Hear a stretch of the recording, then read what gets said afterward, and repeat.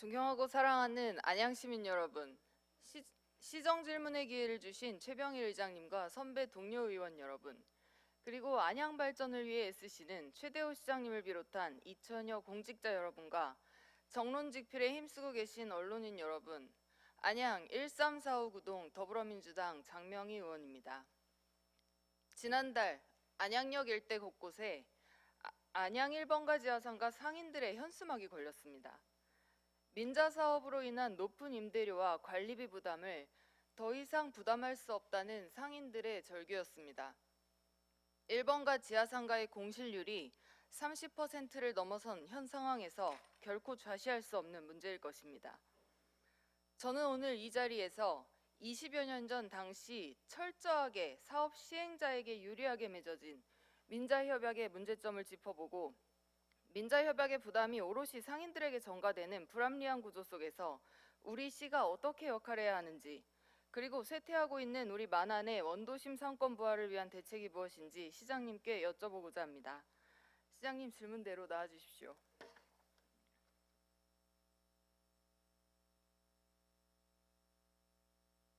시장님, 저 2층에 방청석 보이십니까? 예, 정말 상인들께서 많이 오셔서 저도 깜짝 놀랐습니다.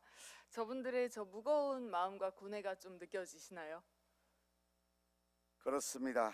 같은 동병상련의 마음입니다. 네. 얼마나 간절하면 한참 이 가게 준비하실 시간을 쪼개서 저렇게들 오셨을까 하는 생각에 정말 안타까운 마음입니다. 시장님, 이 민자협약은 BTO 방식입니다. 그죠? 즉 그렇습니다. 민간 사업자가 시설을 직접 건설해서 안양시의 소유권을 양도한 뒤에 22년간 운영권을 갖는 방식입니다.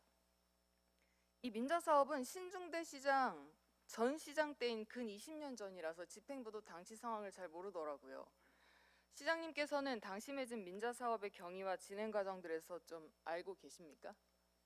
예, 여러 차례 우리 그 지하상가 우리 회장님이나 상인 여러분들과 간담회라든지 또 차담 시간을 통해서 그때 당시의 상황은 어느 정도 알고 있습니다. 예. 그것이 아마 상인들에게 대단히 지금은 큰 부담으로 작용하고 있다는 것에 대해서는 대단히 안타깝게 생각을 하고 있습니다. 예, 시장님, 저는 솔직히 이 민자협약 시간이 이렇게 지나지 않았다면 감사받아야 될 사안이라고 생각합니다. 저도 그렇습니다. 오래전 일이라 집행부에 제가 요구한 자료의 3분의 1도 받지 못했지만 당시 회의록과 기사들, 금융기록들만을 뒤지며 조사한 내용만으로도 그렇습니다. 왜 그런지 말씀드리겠습니다. 물론 답변서에 써주신 것처럼 절차 자체로만 보면 적법해 보입니다. 95년도에 이 안양지하상가에 대한 재난위험시설 D급 판정을 받았고 시에서 2001년, 2002년에 걸쳐서 보수공사 기본계획 용역을 실시합니다. 그리고 여기서 사업비 391억 원이 산출되면서 민자 사업이 적합하겠다는 용역 결과에 따라서 2004년 사업 시행자 모집하고 사업 시행자로 동양고속건설이 선정됩니다. 동양고속건설은 사업 시행자로 선정된 2004년 신규 법인인 안양역 쇼핑몰을 설립하여 안양시와 실시협약을 맺고 계열사로 편입시킵니다. 기본계획 수립 용역에서 산출된 391억 원에서 43억 원 늘어난 434억 원의 총 사업비가 투입됩니다. 적법해 보이죠? 네. 시장님. 그런데 이 동양고속건설이 어떤 회사인지 우리가 좀 살펴볼 필요가 있습니다. 동양고속건설의 면허지 및 차고지 겸 정비공장, 사실상 본사 역할을 하는 이 정비공장이 호계동에 있습니다. 신중대 시장 시절인 2002년에 안양시청 맞은편 평촌역 3분 거리 한림대병원 근처 알짜배기 땅에 오피스텔 동양 트래블파크 공사를 328억 9,100만 원에 수주한 바 있습니다.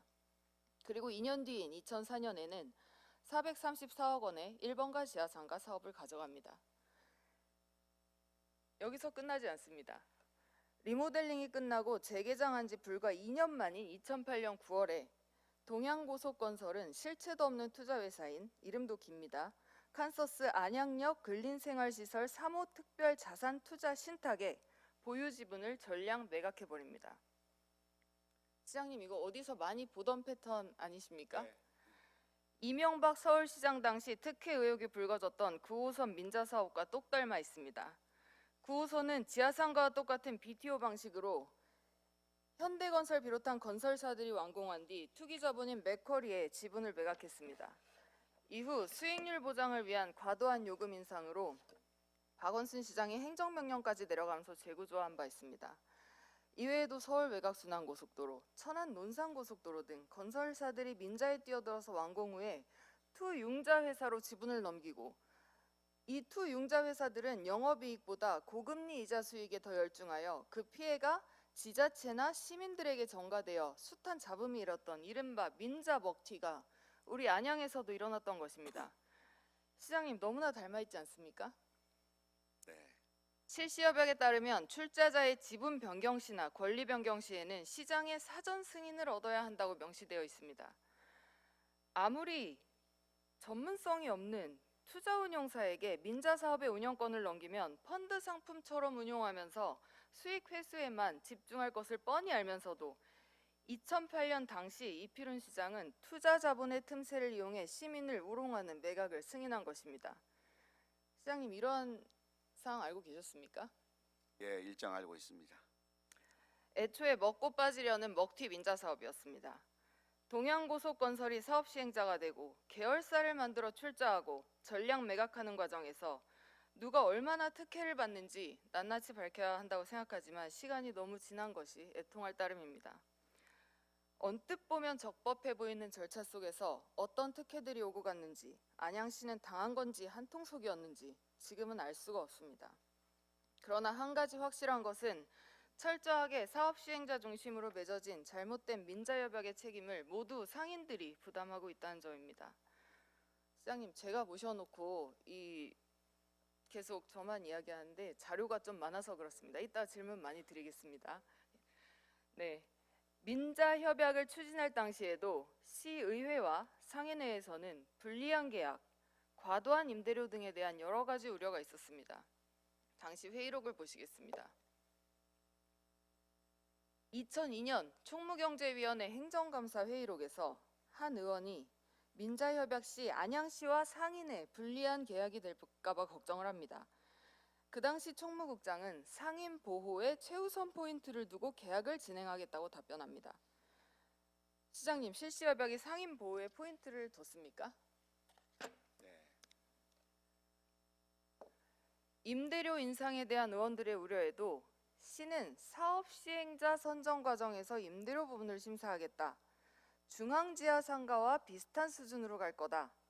임대료 상승이 없을 거다라고 단언을 합니다. 시장님 어떻게 생각하십니까? 네, 이렇게 큰 소리를 치면서 2003년 당시 안양시에서는 민자 사업 절차를 전문가들의 도움을 받아 객관적, 전문적으로 진행한다는 명목으로 9천만 원의 용역비를 잡아놨었습니다. 이 용역이 사업 시행자 선정 절차에서 진행되었는지 전문적으로 사업자 선정에 도움이 되었는지는 제가 용역 결과 자료를 받지 못해 알 수 없습니다. 사업 시행자 평가와 우선 협상 대상자 결정 과정이 객관적이고 공정했는지도 당시 참여업체들과 동양고속건설이 제출한 사업계획서를 집행부로부터 받지 못해 알 수 없습니다. 그러나 제대로 평가와 사업자 선정이 이루어졌나 하는 것에는 상당한 의구심이 듭니다. 왜냐하면 안양시와 사업 시행자가 맺은 실시협약 내용을 보면 명백하게 상인들이 제외된 협상, 잘못된 수익 구조로 사업자 중심의 수익률을 위해 짜여진 철저하게 사업자를 위한 협상이기 때문입니다. 시장님, 실시협약의 가장 독소 조항이 뭔지 알고 계시리라고 생각합니다. 바로 임대료 및 관리비를 소비자 물가지수를 조정하여 적용한다라는 조항인데요. 소비자 물가지수는 95년부터 2005년까지 거의 45%의 상승률을 보였는데도 실시협약에서 소비자 물가지수를 반영하도록 했습니다. 협약에 따라서 1번가 지하상가의 임대료와 관리비도 지속적으로 올랐습니다. 도시공사가 관리하는 중앙지하상가와 비교하여 보겠습니다. 코로나 상황에서 도시공사는 중앙지하상가의 임대료를 2020년 면적당 51만 9,610원에서 22년 50만 5,300원으로 관리비를 18만 983원에서 14만 9,870원으로 인하하였습니다. 그러나 안양 1번가 지하상가 임대료는 실시 협약상 되려 2020년 면적당 57만 4,179원에서 22년 60만 1,957원으로 인상되었고 관리비 또한 계속 오른 것을 볼 수 있습니다. 그렇죠, 시장님? 이것이 공실률로 나타납니다. 안양도시공사에서 관리하는 중앙지하상가의 경우 2020년부터 현재까지 사실상 공실률이 0%인데 비해 민자협약에 의해 운영되는 1번가 지하상가는 현재 공실률 31.9%로 2018년 16.6%와 비교해보면 5년간 거의 2배 가까이 급격하게 늘었습니다. 중앙지하상가가 유입인구도 더 적고 리모델링을 하지 않아서 시설도 훨씬 열악한데 공실률이 0%라는 것은 임대료와 관리비가 상인들에게 얼마나 중요한 대목인지 알 수 있는 것입니다.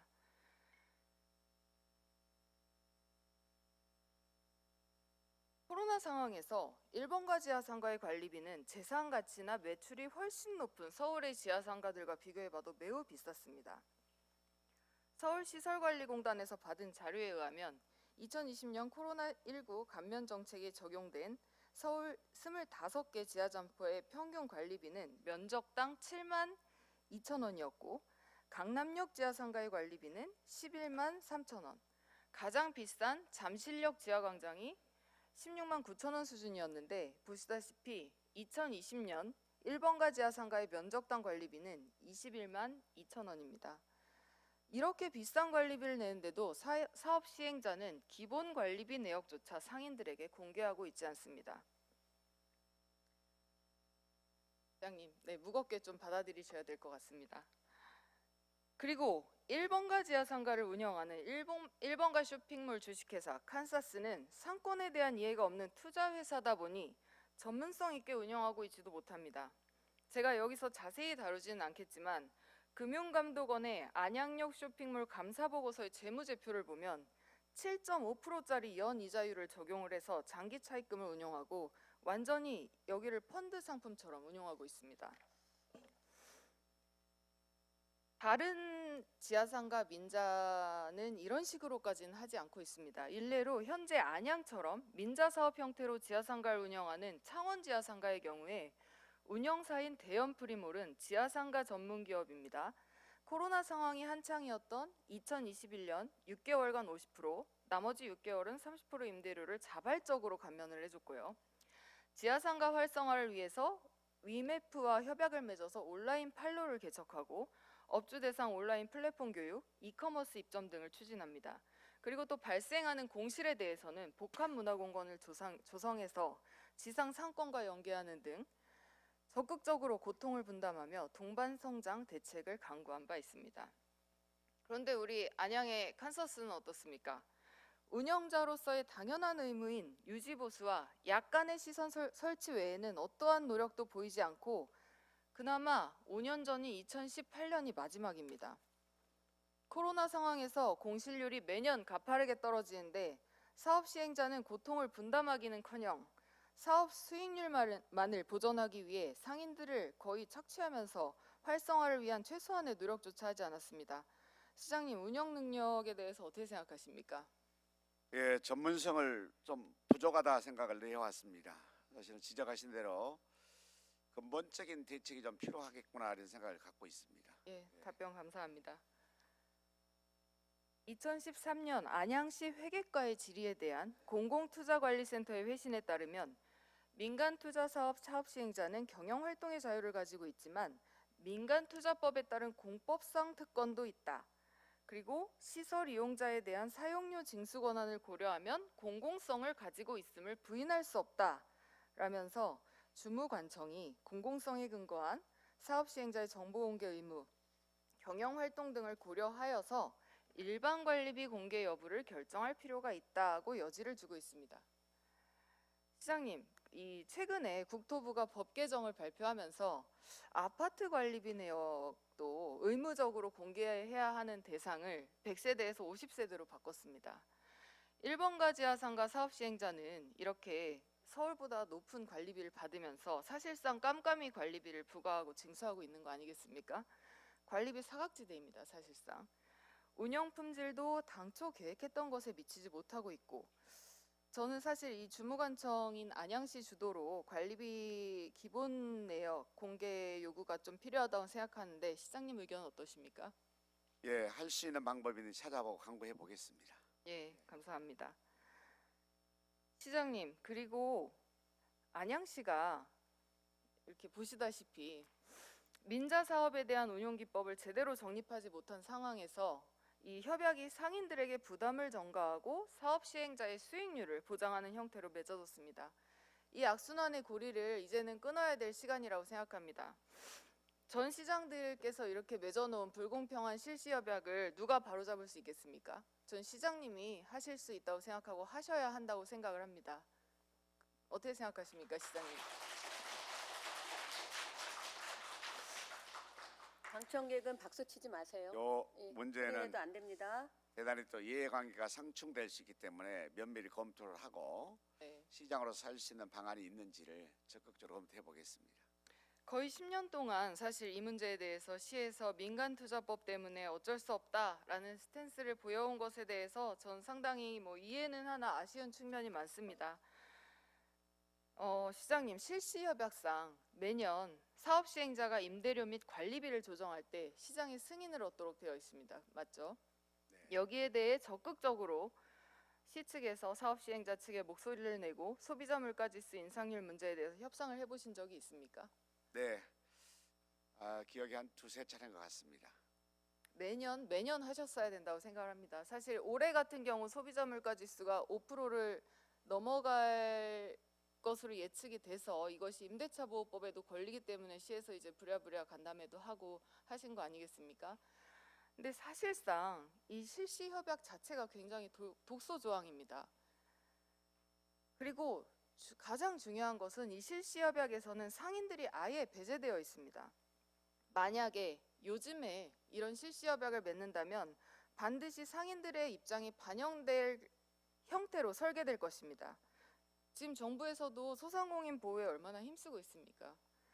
일례로 21년도에 제정된 지역상권 상생 및 활성화에 대한 법을 보시면 임대료 등을 논의하는 상생협약 체결 시에 상인, 임대인 등 각각의 3분의 2 이상의 동의를 받도록 하고 있고 협의체 내에도 상인들이 반드시 포함되도록 하고 있습니다. 또한 코로나 상황에서 기재부는 20년 4월부터 현재까지도 국유재산을 임차한 소상공인들에게 임대료 부담 경감 조치를 실시하고 있습니다. 그럼에도 이 1번가지 아상가 상인들은 민자라는 이유만으로 보호의 사각지대에 놓여져서 어떠한 의견도 내지 못하고 매년 임대료와 관리비 인상을 수동적으로 받아들여야 하는 너무나 불합리한 상황에 놓여 있습니다.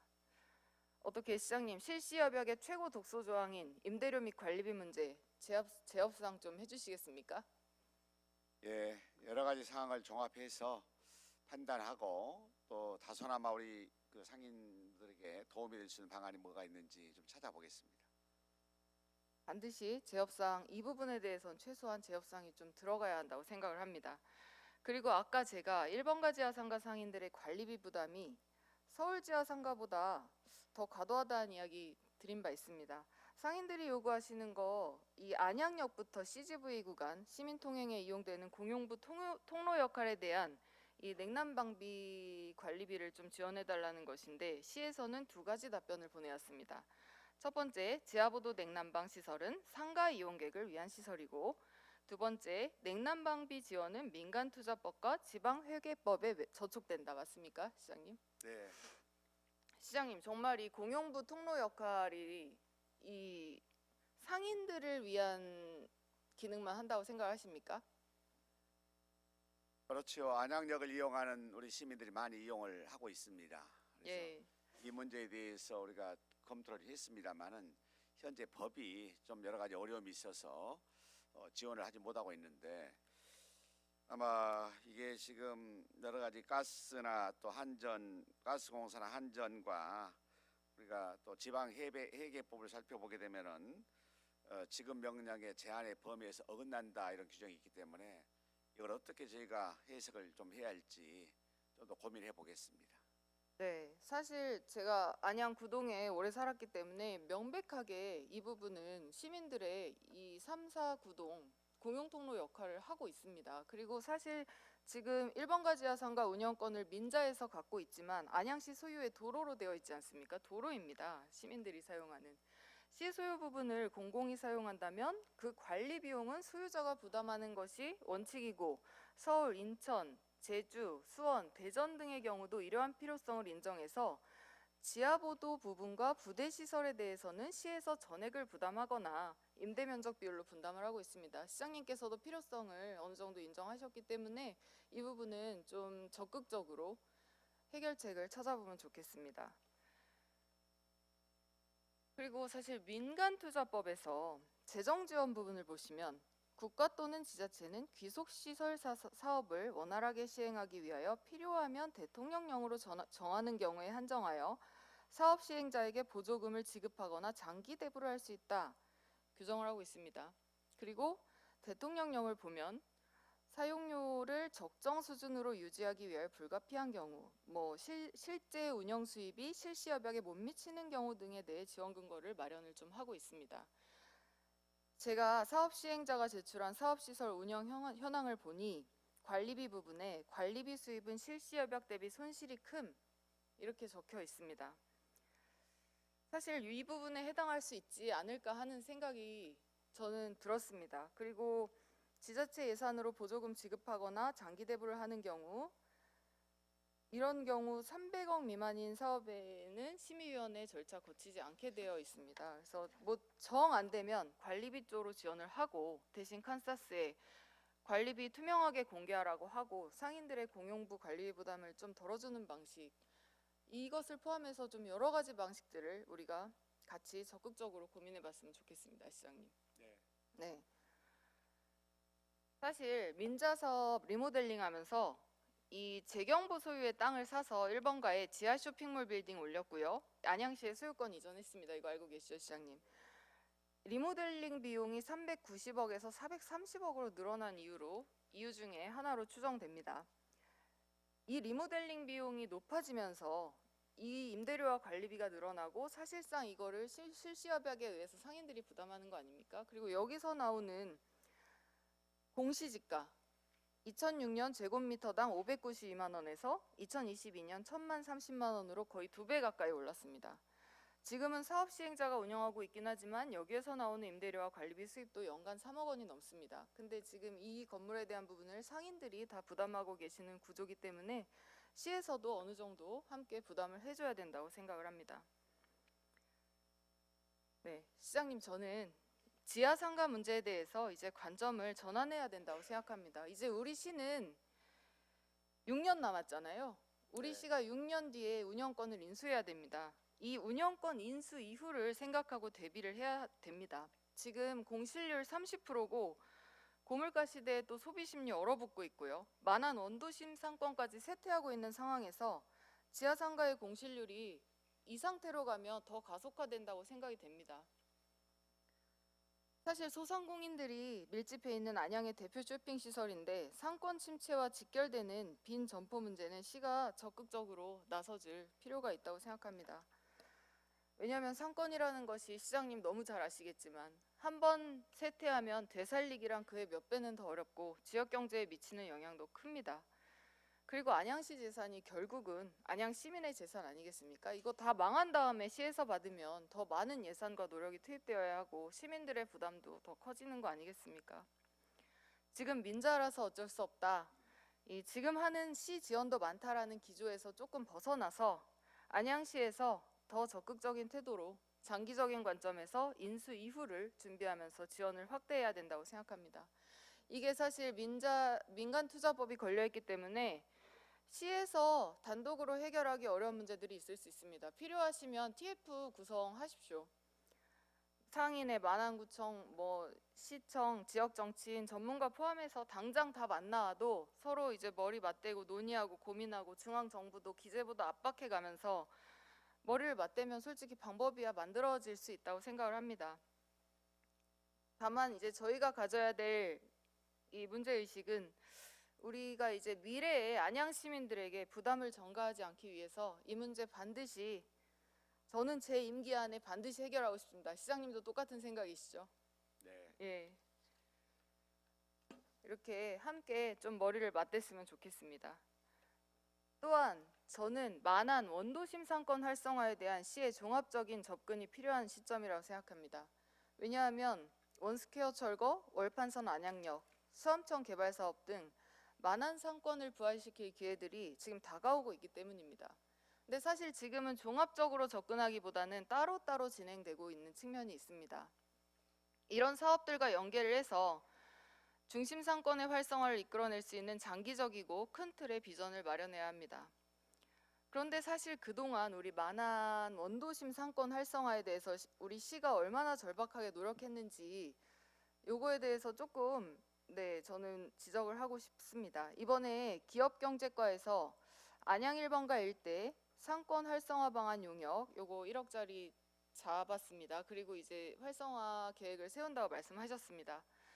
그런데 사실 1억으로 충분하겠습니까, 시장님? 이미 다른 지자체들은 100억씩 넘게 투입을 하면서 원도심 상권 부활을 위한 대규모 프로젝트를 가동 중에 있습니다. 일례로 중소벤처기업부에서 2018년부터 원도심 상권 활성화 위한 상권 르네상스 사업을 진행해 오고 있습니다. 100억이 넘게 투자가 되는 최대 120억까지 투자가 됩니다. 5년 동안. 이 지자체 현황들을 보면 수원 역세권 상권, 천안 원도심 상권, 군산 구도심 상권, 부평 원도심 상권 등 이제 29곳이 선정이 돼서 국도비 투입 지원 중인데요. 참 대대적으로 이 상권 회복이 추진되고 2018년도부터 이것이 진행됐다는 점에서 우리 시도 그동안 좀 이런 거를 해봤으면 어땠을까 하는 아쉬움이 들었습니다. 지금 타 지자체들이 경쟁적으로 이 공모 선정을 위한 전력 수립 연구 용역까지 진행하면서 사업 선정에 공을 들이고 있습니다. 보시면 이제 지금 진행하고 있는 군산이랑 춘천 사례인데요. 정말 우리 안양에 적용하면 딱 좋을 것 같지 않습니까, 시장님?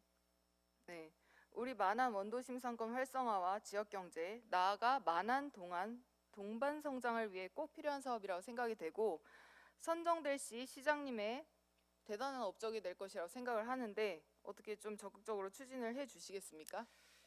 예, 정말 우리 코로나19 영향 또 경기 침체, 고물가 그리고 MZ 세대의 트렌드 변화 등등으로 인해 가지고 어려움이 많습니다. 그래서 어떻게 하면은 지금 말씀 6개 상권을 활성화시켜서 원도심의 상권 활성화 방어가 더불어서 미래지향적이고 지속 가능한 그런 상권을 우리가 육성하고 또 보호할 것인지에 대해서 잘 준비해 보도록 하겠습니다. 예, 꼭 뭐 당장 이번 연도 뭐 이렇게 선정이 어렵더라도 내년도라도 꼭 선정될 수 있도록 잘 네. 준비해서 성과가 나왔으면 좋겠습니다. 그리고 시장님 이제 고압선지중화 문제로 넘어가서 짧게 몇 가지 질문 드리겠습니다. 저는 사실 이 문제가 시민들에 의한 공익감사까지 간 거에 대해서 시가 상당히 무겁게 받아들여야 된다고 생각을 합니다. 시민들께서 제기하고 있는 문제의 핵심은 사실 시민이 동의할 수 없는 행정이어서 그런 거 아니겠습니까?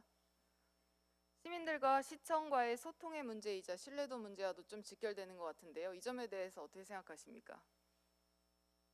행정적으로 또 어려운 문제가 있습니다. 행정적으로 여러 가지 합법적인 문제에 대해서 행정적으로 저희가 그 굴착 허가를 내지 않았을 때 여러 문제점도 발생할 수가 있고요. 또 지금 현재 법률에 따라 법률 제한적인 범위 내에서기 때문에 그 상태는 합법적이었죠. 그래서 저희도 사실 인식을 늦게 했습니다. 이렇게 특급선이 유해하고 또 건강에 여러 가지 심각한 문제를 발생한다는 것 자체에 대해서 인식이 좀 부족했던 것 생각이 들고요. 공익감사 청구하고 있습니다만은 따라서 감사원에서 지난 한 2주 전에 안양시 내부적으로 검토를 하고 왔고요.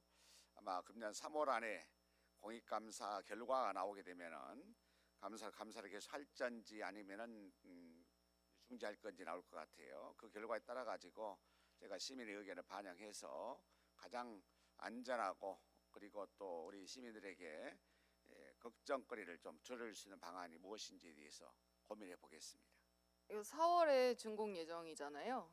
만약에 공익감사 답변서 보면 사전조사 결과가 3월 중에 나올 것으로 예상이 되고 네. 이거에 따라서 공사 어떤 여부를 결정한다고 하셨습니다. 맞죠? 그럼 혹시 사전조사 결과가 늦어지면 어떻게 됩니까, 시장님? 예정대로 4월에 준공하실 겁니까? 안 되죠, 그것은. 어, 예. 여기서 저희가 분명하게 공익감사 청구했고 예, 그 결과에 예. 따라서 처분할 수밖에 없기 때문에 예, 만약에 늦어지면 늦어진 대로 저희가 준공 처리를 할 수 없다고 생각합니다. 예, 여기서 분명히 약속해 주셨습니다. 예, 그렇다면 공익감사 결과에 문제가 없다고 나오면 어떻게 되는 겁니까? 문제가 없다고 나오게 되면은 더 보완할 수 있는 방안이 있는지 제가 좀 충분히 더 고민해보고 요구해서 예. 정말 시민들께서 이 정도는 괜찮겠구나라고 할 때까지 보완책에 대해서 좀 찾아보겠습니다. 예, 저도 비슷한 생각입니다. 시민들이 이 정도로 불안하다, 공사 과정에 문제가 있다고 이렇게 들불처럼 일어났을 때 시에서 법적으로 문제 없다, 전자파 안전하다 이렇게 일관할 것이 아니라 최소한 시민들이 불안해하는 부분들에 대해서는 대안을 마련하려는 이런 자세를 취하면서 적극적으로 시민들을 설득하고 대안 제시하고 LGU 플러스 압박하면서 가야 되지 않았을까 하는 아쉬움이 있습니다. 그리고 시장님, 시민들이 어떤 부분들을 특히 불안해하시는지 아시죠? 그렇습니다. 네. 적어도 시민들의 안전을 책임지시는 수장이시잖아요. 그 입장에서 적어도 학교나 어린이집이나 주택가, 노약자 시설 앞을 지나는 노선에 대해서는 우회하거나 깊이 파거나 사폐막을 좀 설치하거나 이렇게 해야 되는 거 아니겠습니까? 그렇습니다. 네, 여기서 말씀 주셨습니다.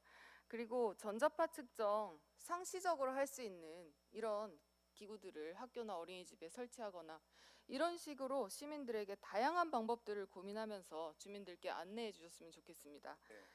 이 전자파 특고 합선 문제를 겪으면서 제가 느낀 안타까움은 시장님께서는 시민의 시선에서 접근하라고 집행부에 얘기를 하십니다. 맞죠? 그런데 시장님 생각대로 집행부에서 잘 역할을 하도록 잘 이렇게 시민들을 설득하고 할 수 있도록 역할을 하셔야 될 것 같습니다. 집행부에서 보고를 올려서 그거에 의해서 말씀해 주시는 게 아니라 왜냐하면 집행부는 법적인 틀에서 움직일 수밖에 없습니다. 이해합니다. 네. 그렇잖아요.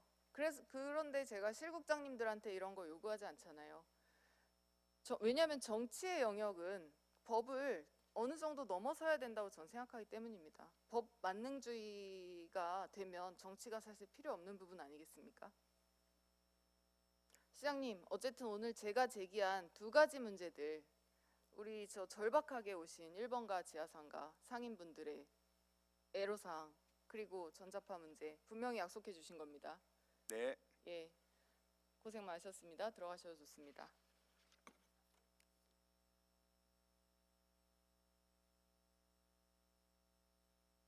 존경하는 안양시민 여러분, 그리고 선배 동료 의원 여러분, 오늘 제가 다룬 1번가 지하상가 민자협약 그리고 고압선 지중화 문제의 공통점은 시민의 생계와 안전이 위협받는데 법 때문에 보호받지 못하는 상황이라는 것입니다. 법 이전에 사람이 있고 시민들의 삶이 있습니다. 법이 강자를 지키고 힘 있는 자들을 대변하는 것이 아니라 약자를 지키고 시민에게 최후의 보호자가 되도록 만드는 것이 정치의 역할이자 우리 선출직들의 책임일 것입니다. 시장님과 집행부에서는 안양 1번가 지하상가 상인들의 절박한 마음을 헤아리시고 오랫동안 방치되어 온 문제점을 바로잡기 위해 전향적인 자세로 해법을 강구해 주십시오. 시 혼자 해결이 어렵다면 여러 단위의 TF 구성도 필요할 것입니다. 또한 만한 원도심 상권 부활을 위한 종합적인 로드맵을 마련해 주십시오. 특구 합선 지중화 문제는 시민들이 불안해하시는 부분에 대한 적극적 대책을 마련해 주십시오. 법치가 아닌 사람에 의한 인치로 시민의 삶을 지키는 안양시가 되기를 바라며 시정 질문을 마치겠습니다. 경청해 주셔서 감사합니다.